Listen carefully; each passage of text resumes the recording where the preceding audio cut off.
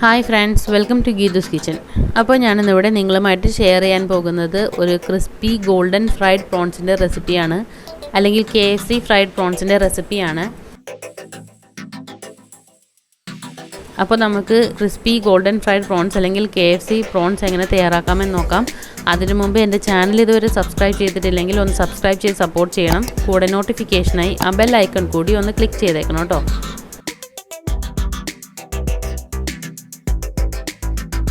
അപ്പോൾ നമുക്ക് golden fried prawns എങ്ങനെ തയ്യാറാക്കാമെന്ന് നോക്കാം. അതിനായിട്ട് ഞാനിവിടെ ഏകദേശം ഒരു 1/2 കിലോളം വലിയ ചെമ്മീൻ നല്ലതുപോലെ ക്ലീൻ ചെയ്ത് ആ ബ്ലാക്ക് കളറിലെ നാര് പോലത്തെ ഇതൊക്കെ കളഞ്ഞ് നല്ലതുപോലെ ഒന്ന് വരങ്ങിയെടുത്തിട്ടുണ്ട്.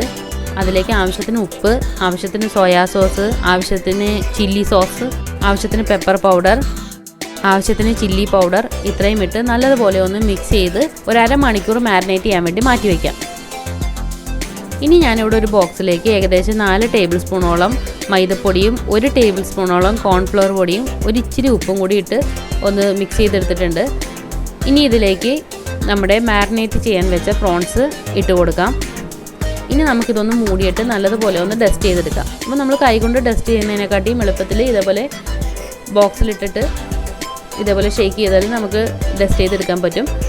കൈകൊണ്ടാണെന്നുണ്ടെങ്കിൽ നമുക്കിതേപോലെ പ്രോൺസ് മേന്നൊക്കെ വിട്ടുപോരും. പക്ഷേ ഇതുപോലെ ബോക്സിലാക്കിയിട്ട് മൂടിയിട്ട് ഡസ്റ്റ് ചെയ്തെടുക്കണമെങ്കിൽ പെട്ടെന്ന് ഡസ്റ്റ് ചെയ്തെടുക്കാൻ പറ്റും.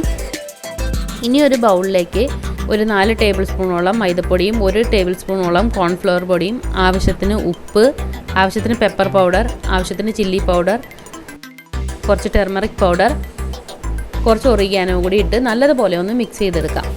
ഗാർലിക് പൗഡർ കൂടി ഇട്ടാൽ കുറച്ചുകൂടി ടേസ്റ്റ് ആയിരിക്കും. ഞാനിവിടെ മറന്നുപോയി ഗാർലിക് പൗഡർ ഇടാനായിട്ട്. അപ്പോൾ ഗാർലിക് പൗഡർ കൂടി ഇട്ടാൽ കുറച്ചുകൂടി ടേസ്റ്റ് ആയിരിക്കും. അപ്പോൾ നമ്മുടെ പൗഡറൊക്കെ നല്ലതുപോലെ ഒന്ന് മിക്സ് ചെയ്ത് നമുക്ക് മാറ്റി വയ്ക്കാം. ഇനി ഒരു ബൗളിലേക്ക് 2 മുട്ട എടുത്ത് നല്ലതുപോലെ ഒന്ന് ബീറ്റ് ചെയ്തെടുക്കാം. ഇനി നമ്മുടെ ഡസ്റ്റ് ചെയ്ത് വെച്ചിട്ടുള്ള പ്രോൺസ് ആദ്യം ബീറ്റ് ചെയ്ത മുട്ടയിൽ മുക്കി നമ്മൾ മിക്സ് ചെയ്ത പൗഡറിലേക്ക് ഇട്ട് ഒന്നുകൂടി ഡസ്റ്റ് ചെയ്തെടുക്കാം.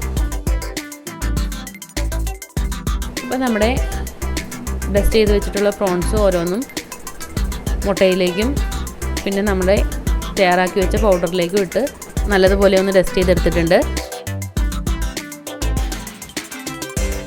ഇനി ഒരു ചട്ടി അടുപ്പത്തേക്ക് വെച്ച് അതിലേക്ക് ആവശ്യത്തിന് റിഫൈൻഡ് ഓയിൽ ഒഴിച്ചു കൊടുക്കാം. അപ്പോൾ നമ്മുടെ ഡസ്റ്റ് ചെയ്ത് വെച്ചിട്ടുള്ള പ്രോൺസ് എണ്ണയിലേക്ക് ഇട്ട് ഗോൾഡൻ കളർ ആകുന്നത് വരെ നമുക്കൊന്ന് ഫ്രൈ ചെയ്തെടുക്കാം. റിഫൈൻഡ് ഓയിൽ അല്ലെങ്കിൽ വെജിറ്റബിൾ ഓയിലിൽ ഇത് ചെയ്യുന്നതായിരിക്കും ടേസ്റ്റ്. ചെറിയ തീയിൽ വെച്ച് ഫ്രൈ ചെയ്തെടുത്താൽ മതി. തീ കൂട്ടി വെച്ച് കഴിഞ്ഞാൽ ഉള്ളൊന്നും അധികം വേകാതെ പുറം മാത്രം കളർ മാറുള്ളൂ. അപ്പോൾ നമ്മുടെ പ്രോൺസൊക്കെ നല്ലതുപോലെ ഗോൾഡൻ കളറായിട്ടുണ്ട്, ആവശ്യത്തിന് ഫ്രൈ ആയിട്ട് വന്നിട്ടുണ്ട്. അപ്പോൾ നമ്മുടെ ക്രിസ്പി ഗോൾഡൻ ഫ്രൈഡ് പ്രോൺസ് ഇവിടെ റെഡിയായി കഴിഞ്ഞു.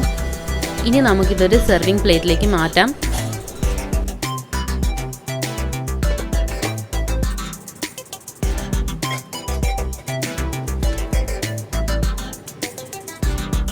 അപ്പോൾ ഞാൻ ഇതിൻ്റെ മുകളിലായിട്ട് ഒരല്പം പെപ്പർ പൗഡറും ഒരല്പം ഉപ്പ് കൂടി സ്പ്രിങ്കിൾ ചെയ്ത് കൊടുക്കുന്നുണ്ട്. അപ്പോൾ ഉപ്പ് ഇച്ചിരി കുറഞ്ഞു പോയാലും നമുക്ക് ഇതുപോലെ സ്പ്രിങ്കിൾ ചെയ്തിട്ട് എടുക്കാം. ഉപ്പ് കൂടി പോകാണ്ടൊന്ന് ശ്രദ്ധിച്ചാൽ മതി.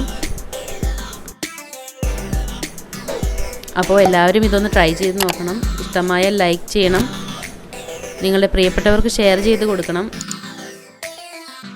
നിങ്ങളുടെ വിലയേറിയ അഭിപ്രായങ്ങൾ കമൻറ്റ് ചെയ്യണം. അപ്പോൾ എൻ്റെ ചാനൽ സബ്സ്ക്രൈബ് ചെയ്യാൻ ഒരിക്കൽ കൂടി ഓർമ്മിപ്പിക്കുന്നു. വീണ്ടും നല്ലൊരു റെസിപ്പിയുമായി വരുന്നതുവരെ എല്ലാവർക്കും ഗുഡ് ബൈ.